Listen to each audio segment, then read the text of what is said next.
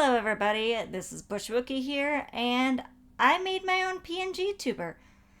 I really didn't know going into this what exactly I was going to create. I didn't make any sort of concept art or anything like that. I didn't even really know if I could do it. I wouldn't really consider myself like an artist or anything like that, but I figured I'd give it a try. But I wanted to just kind of do a little video and walk through the process. I don't think I'd really consider this like a tutorial. But if you learn something from it, either what to do or what not to do, then that's awesome. So I know this isn't a very good picture because I literally took a picture of my screen. I wasn't thinking in terms of making a video when I took this. I just kind of sent it to my boyfriend like, okay, hear me out. I did this in like less than 15 minutes with no tutorial. Like, I think maybe I can do this myself if I want. So I didn't even save this image because it's not good. I can admit that to myself, it is not a good image. But this is where I started out. So from that image, then I moved on and I got the face kind of put together and a better shape that I like. And I didn't really expect to have it turn out as well as it did.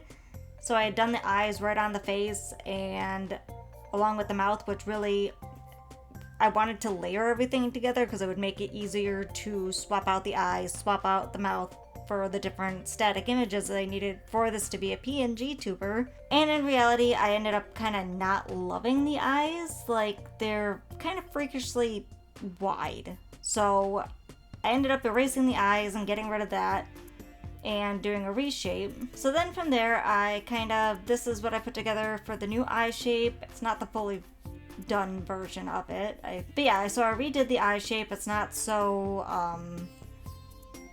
wide looking, and actually the eyes weren't as hard to make as I thought they were going to be. I can kind of just show you really quick.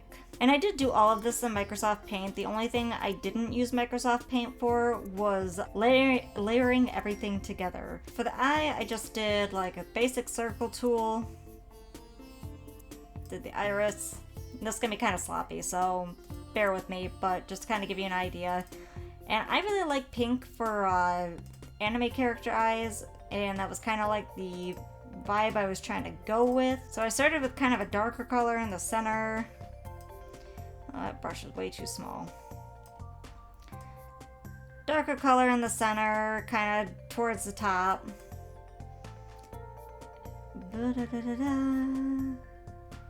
And I like the watercolor brush because it's kind of easier to blend colors together. And yes, I was not quite this sloppy when I was doing it, but I was honestly pretty sloppy. And get another kind of lighter color in there.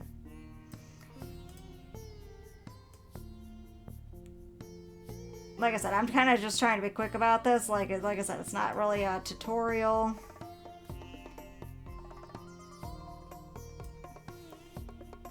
And then basically, after you kind of get your coloring done, I just redid a circle on top of it to get my like good clean line back over it, rather than trying to hand draw the whole thing. And then just basically go around the edges, erase out all the stuff you don't want. Oh, there's a tiny eraser too, of course, why not? But you get kind of the idea. I'm not going to sit here and do all of it. And then just basically go back to your circle tool. The fill. Which, change the secondary color. There you go. And then after you get that part done, keep it on solid fill. And we're going to do a white fill. And then boop, boop. And then you got your little circles for the light.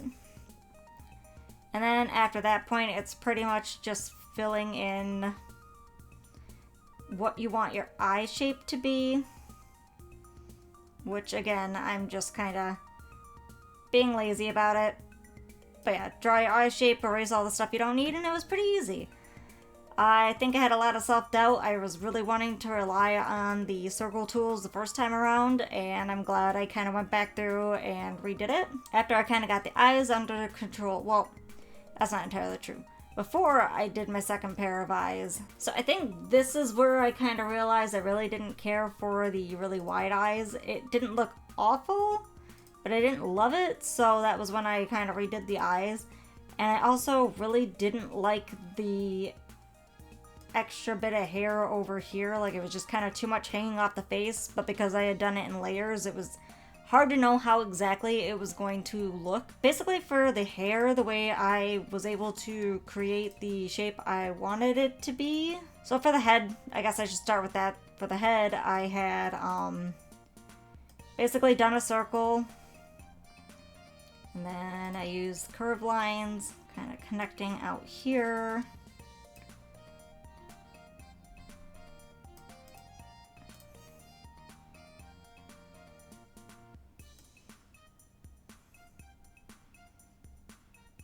And any of these bits where I'm kind of showing you my process, like, in this regard, is going to be sloppy, because, like, it just is. Welcome to dealing with me.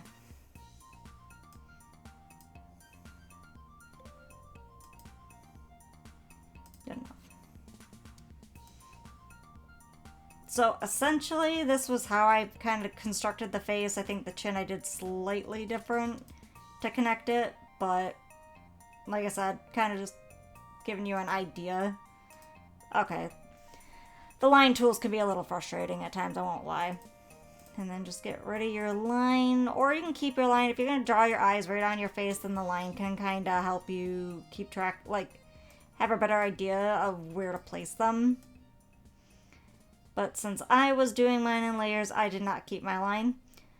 But because I did do it this way, actually, what am I doing? Yeah, face structure. But because I did it this way with the circle on top, it made doing the hair a little bit easier. Because basically, to make sure I was having the right shape, I just started again with a circle. And then it was like, you know, it didn't have to be necessarily the right size, because I could always just blow up the size to fit on the head. And then from there, it was just kind of a matter of just drawing the hair around this circle, and you knew it would kind of fit on top, basically.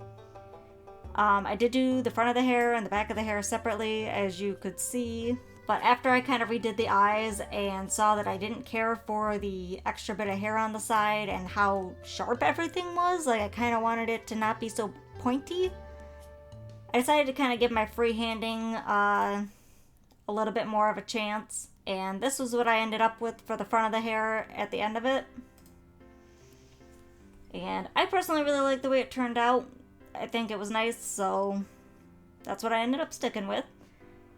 And then from there, I had to move on to the back of the hair, which at first I had it kind of like this, but I found that I didn't really like... there were just parts of it I didn't care for. One, it was just way too tall. It looked weird. And yes, the center part is kind of really sloppy, but bear in mind, because it's behind the head, you can afford to be a little bit sloppy with stuff like this. Like, altogether, this took me about 20 hours to put together. And yeah, just spare yourself a little bit of headache on worrying about being super nice and neat in those parts. And so the hair I wanted it to be longer too, so then the hair I ended up with was this one. Yeah, it wasn't like a major change. Like I said, it was kind of more like bring down the top, extend the bottom, kind of give it a better flow, I guess. And then after that came doing the outfit, which honestly, the outfit wasn't as hard as I thought it was going to be. I got inspiration from this from a Pinterest post, and it's not exactly like what they had posted on there, but it's pretty similar. And it was supposedly, according to the comments, a lot of people were saying it was, well, no, it said AI modified it right on it, and I don't feel bad for stealing from AI, so even if it is kind of really close, it's not, but I'm just not that good of an artist. But even if it was, it's AI. I can... screw you. But then kind of came the problem with the whole scarf and stuff, which I did not want to get rid of. was the fact that my character, for her head anyway, she already had her neck drawn on. I thought that was going to save me time in the long run. But then it kind of turned out that this way I had drawn the scarf went above the face. So I couldn't just put the neck behind the scarf, because then the face would have to be behind the scarf because it was all one piece. So what I ended up deciding to do was just get rid of the neck. And so yeah, I just cut off the neck, and basically just her head just sits on top of her scarf now. Slightly, like, so I could put it in front of the scarf without having to worry about the neck being attached and how that was all gonna work out. And then the last little bits, like I kind of cranked out the last parts in like the last little stretch all at once. Basically, I knew I wanted to have eyes closed and her head kind of tilted to the side when she was talking, so I did the left eye, and then I just basically mirrored and flipped it instead of doing a pair like I had done for the open eyes.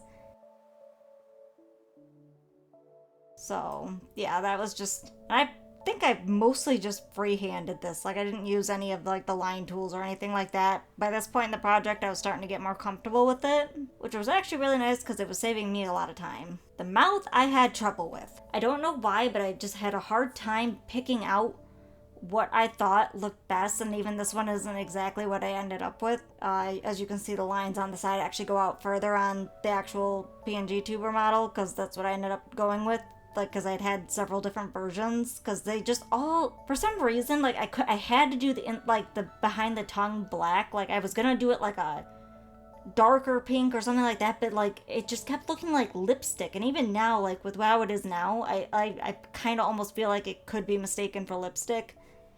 And I don't know why I feel that way. And then came the antlers, which, I mean, they're not the most beautiful thing ever, but they're meant to be sticks as antlers. So, I mean, I kind of gave myself some leeway of just being like, sticks aren't any particular shape. You know? I mean, they have a general, like, they go in a direction or whatever, but, like, they didn't have to be, like, super perfect. They're sticks, they're branches, they're whatever. And once again, I kind of, like, used the circle tool to kind of make sure they were kind of at this angle, kind of an even distance apart, and would go on the head nicely. Okay, and so as I said before, the only thing I did not do in Microsoft Paint was I layered everything together in Adobe Express, which you can use parts of it anyway for free through the web browser. You don't have to like download a special app or anything like that. You can just use your web browser, and there is like stuff that is locked behind, you know, like a monthly subscription, but basic stuff like this, like I use this for my thumbnails and stuff, so I was already familiar with it and was able to just bring it all over into here and layer it together. At first I made the mistake of trying to just build them, like the talking versus the idle poses separately, but then when I took them over into my PngTuber software, I realized I had a little bit of a problem. Basically, the images weren't the exact same size, and for whatever reason, I could not get them to be the same size, so when she would talk, she'd be smaller. So my easy solution to that was basically just take the same image and save it with the eyes open and mouth closed, and then save it like that, and then take that exact same image and swap out the eyes and the mouth and tilt the head with all the assets, and basically then save it again, and it was the exact same size. So that worked out really well. So yeah, basically that is it. The software I am using is called VidoTube Mini. I'm not sure how to pronounce that, to be honest with you. But yeah, the software was super easy. Just basically had to download it, upload my couple of images, one for my idle spot, one for my talking, and that's it.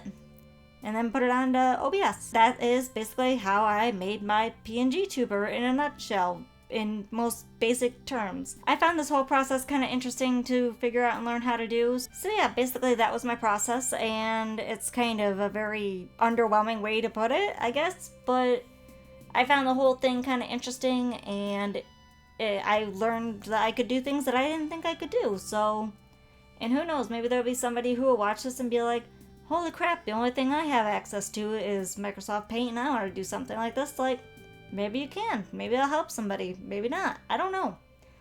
But I wanted to put it out here anyway because I was very excited about how everything turned out. and there'll be more gaming content coming, and be seeing more of this girl. So if you like that idea, maybe like the video, subscribe to the channel, and until next time, Bushwookie out.